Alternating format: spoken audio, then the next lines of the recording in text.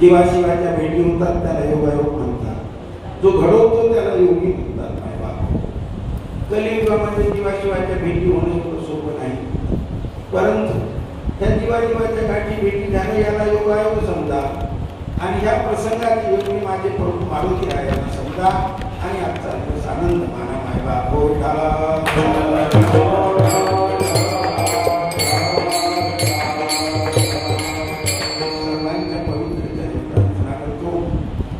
की आपण कीर्तन एकट्याने सांगायचं नाही. ही मंडळी आहेच, यांचाही सहभाग आहे, यांचाही सहभाग आहे, पण आपणा सर्वांच्या पवित्र चरणी प्रार्थना करतो. जेव्हा जेव्हा हरिनाम संकीर्तन असेल त्यावेळेस नाभिस्थानापासून विठ्ठल म्हणा आणि व्यायाम होईल इतक्या जोराने टाळ्या वाजवा, म्हणजे अर्धांग वाहू नसतो.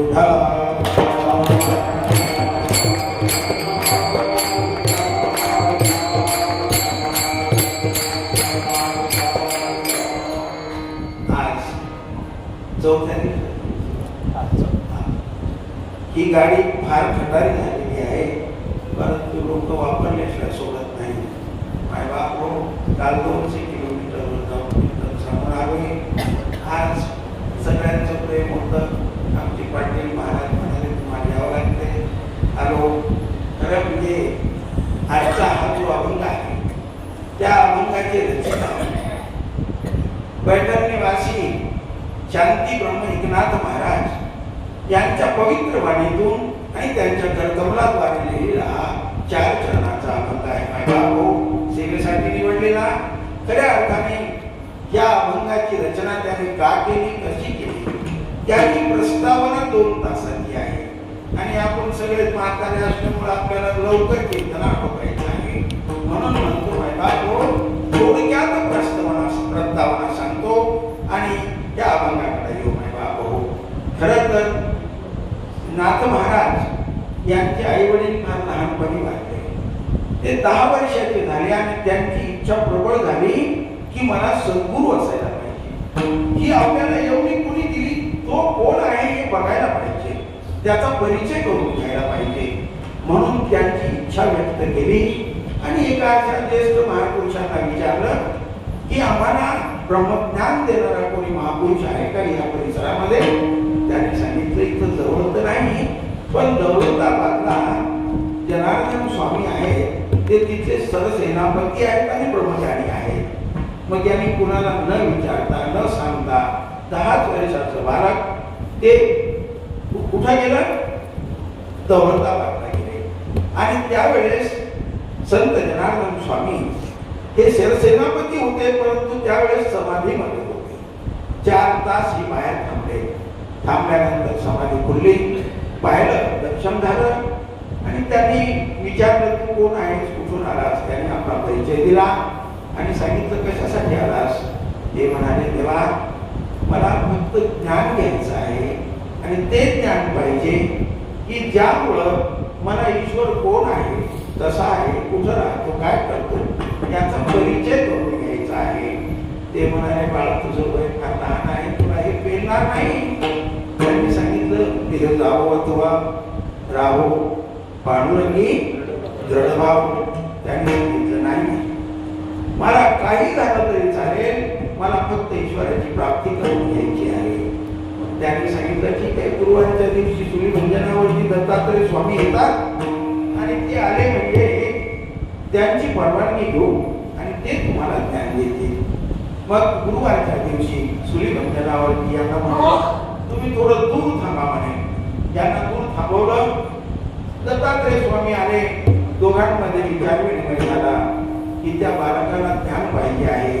ते म्हणाले ठीक आहे, आपण काय करू की त्याची परीक्षा घेऊ. त्यांनी एक कुत्री बोलावली, तिचं दूध काढलं द्रोणामध्ये आणि एक भाकर चोरून टाकली आणि या दोघांनी थोडा थोडा प्रसाद घेतला. कोणी कोणी? जनार्दन स्वामी आणि दत्तात्रय स्वामी. थोडा प्रसाद ठेवला. त्याला बोलावलं, खातो का रे बाळा? आता त्याला ज्ञान घ्यायचं होतं. त्याने खायला घेतला. वास्तविक 10 वर्षाचा मुलगा. त्याला किसळ वाटली असती ना कुत्रीच्या दुधामध्ये उरलेली भाकर आहे म्हणून, पण त्यांनी ते पूर्ण द्रोण फाटेपर्यंत पूर्ण चाटून खाल्लं. जे त्याला ज्ञान घ्यायचं होतं. मग नंतर मात्र दत्तात्रय स्वामींनी सांगितलं, हा हे पात्र योग्य आहे आणि हे ज्ञान दिलं. आणि ते ज्ञान दिल्यानंतर जो त्यांच्यावर परिणाम झाला त्यावेळेस तेच या अभंगाच्या पहिल्या चरणात सांगितलं.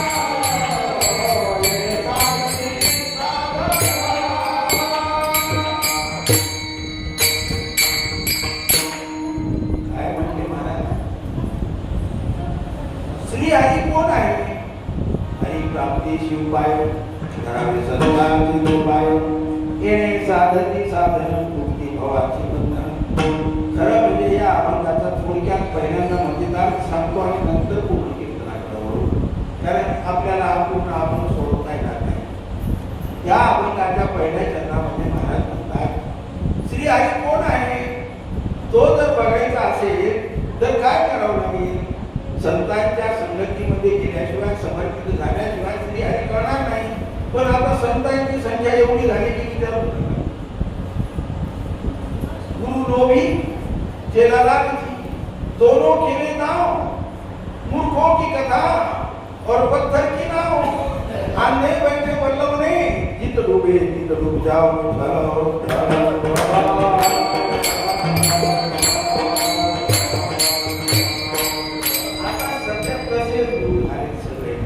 परंतु या अभंगामध्ये नारायण महाराज काय म्हणतात की जर आम्हाला खरा ईश्वर बघायचा असेल, ईश्वर कोण आहे तर तो आम्हाला बघायचा असेल तर सगळ्या संतांच्या पवित्र चरणी समर्पित व्हावं लागेल.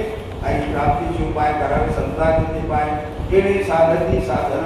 आमची साधनं कोणती आहेत? संत आहे. साध्य काय करायचं आहे? प्रभू परमात्मा करायचं आहे. मग त्यासाठी आम्हाला संतांच्या पवित्र चरणी जावं लागेल. आणि संताविर प्राप्ती नाही, संताशिवाय ईश्वर कळत नसतो. जर संत बघायचा असेल, जर ईश्वर कळायचा असेल तर संतांच्या पवित्र चरणी जावं लागेल. संताविर प्राप्ती नाही ऐशी वेदने ती वाई. आणि शेवटच्या चरणात सांगतात की एका जनार्दनी संत पूर्ण करती. हा असा अर्थ हा थोडासा अर्थ आहे, परंतु आपल्याला प्रत्येक चरणाचा विषय घ्यायचा आहे. माय बाप हो, पहिल्या चरणामध्ये काय म्हटले? हरी कोण आहे? हरी कोणाला म्हणायचं?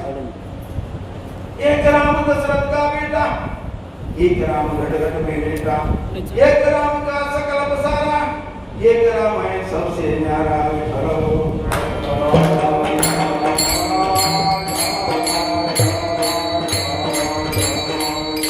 मग सबसे न्यारा तो आहे तो प्रभू परमात्मा आहे. तो कोण आहे? दारिद्र्याने बनलेला राम हा दशरथाचा पोरगा आहे, तो ईश्वर नाही, तो मरणार आहे. मग दुसरा कोण आहे? घट घट में लेटा एक राम, घट घट में रेटा प्रत्येक कणाकणामध्ये नाही, प्रत्येकाच्या हृदयामध्ये जो वास्तव्य करतो तो रामच आहे.